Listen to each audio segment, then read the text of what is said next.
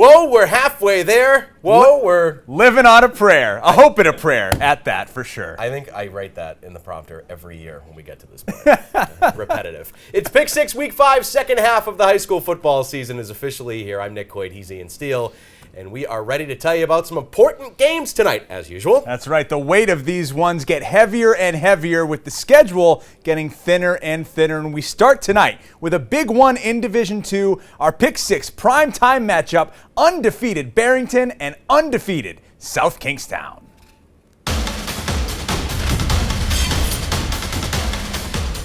Just like the highways to get down there, it's a construction zone in South County. Get your hard hats on. The Rebels welcoming Barrington and quarterback Alex McClellan, who was out for 2 weeks but returning for this battle of unbeatens in D2. Getting some help from his defense early on, the Rebels chucking it deep. Chuck Potter with the pick. Potter apparates, weaving throughout defenders. Wingardium Leviosa. He Levioses his way deep into SK territory. McClellan would run it in from there to go up 7-0. Later on, the home team in punt formation, then the rush gets home. The ball is loose in the end zone. The Eagles jump on it. A.J. Diorio, Johnny on the spot. Special teams score to go up 14. He said, did somebody say Oreo? Dip it in some milk here. McClellan's second score puts him up 3 tutties. Then it's fly, Eagles fly. Jack Robinson says peace out to the SK defense.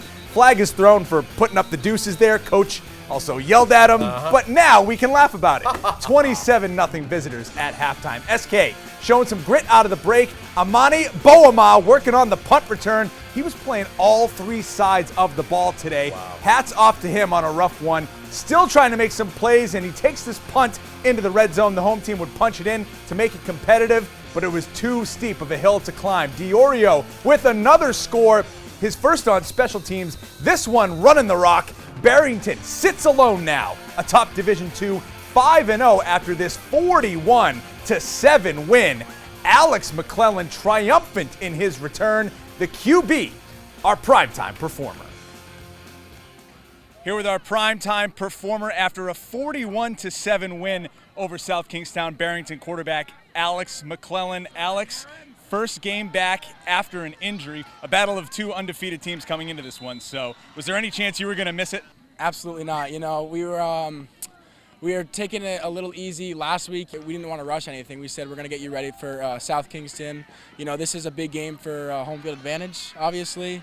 So taking this win, having that tiebreaker, it's huge to build off of. So this is not a game I was going to come out here and miss. I needed to be out here with my boys. 3 scores for you here tonight. I just felt back at home. I felt comfortable out there. People around me, that line, left to right, they did their job up front, and that's going to win you football games, you know. So that kind of just set the tone and made us think, like, they're not coming back. This is our game. We turn this into our field. Complementary football, you know, defense forcing 3 turnovers that you guys scored right after. You know, how much did the defense help you out today as a quarterback? You know, the defense has been amazing this year. Coach Gorham talks about it a lot. He brings us back to a Super Bowl back years ago when he was with East Providence. To the fourth quarter, the score was 0-0. And they ended up winning 21-0. And without that defense, there's nothing you can do. So having guys like that flying all over the field, Chucky Potter, 2 interceptions, like that's just what you need. I mean, the guys flying, we're motivated, and we're not stopping right now. Now there's only one team on your side of Division II with a goose egg in the loss column. That's the Barrington Eagles. What kind of message does this send to the rest of D2 this year? Yeah, I think everyone knows we're coming. We're not trying to stop. We got North Kingston next week. That's a Power 4 team, and we want to stack ourselves up against the best in the state. Go back to league play and clinch that 1 seed and move on from there. All right, he's back, folks. Alex McClellan, our primetime performer. Thank you. Congratulations to you, Alex. Let's go back to the studio.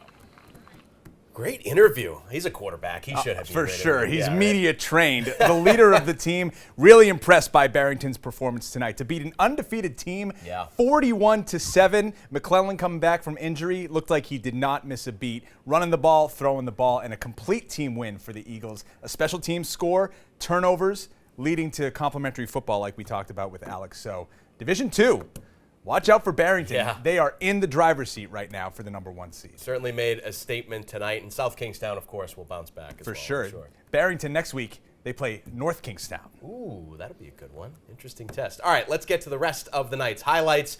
We start in Providence. North Nevaeh Kingstown. and the North Kingstown cheerleaders leading a great atmosphere in Providence tonight, coming together on the road to cheer on the Skippers against LaSalle, a big Division I showdown. Thank you, ladies, for coming together here and showing off your spirit. Made for, like I said, a great atmosphere in Providence.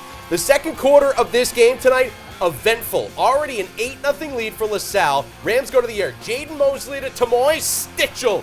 He stitches the ball to his hands for the touchdown, extends things for the home team to 14-0 Rams in control. But the Skippers responding, scoring on their next two drives. Braden Rogers floats it to an open Trent Sterner, and he's just gronking it, throwing dudes out of the way, throw him out the club, through the LaSalle secondary, setting up the visitors with good field position, and they would punch it in to tie it up.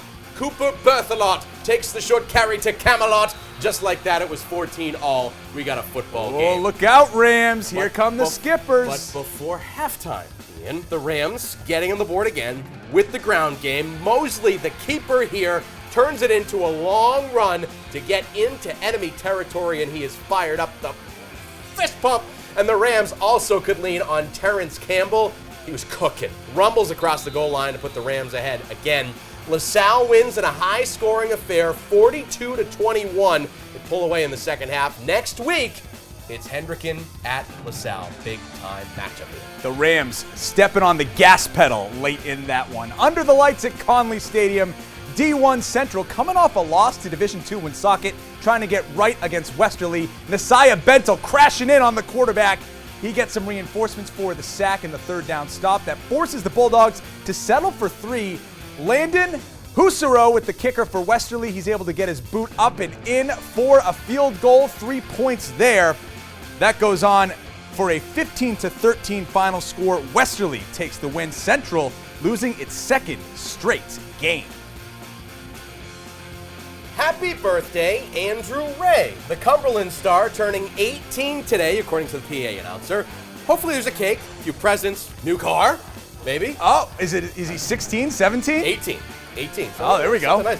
On the field, the Clippers celebrating for him by moving the football. 4th down in the third quarter in the red zone. Josh Lima calling the Clipper tush push. The home team picks up the fresh set of downs. Flip over the marker. Yes, please. Yes, it's still 4th down. Just flip it over. There we go. Hey. First down.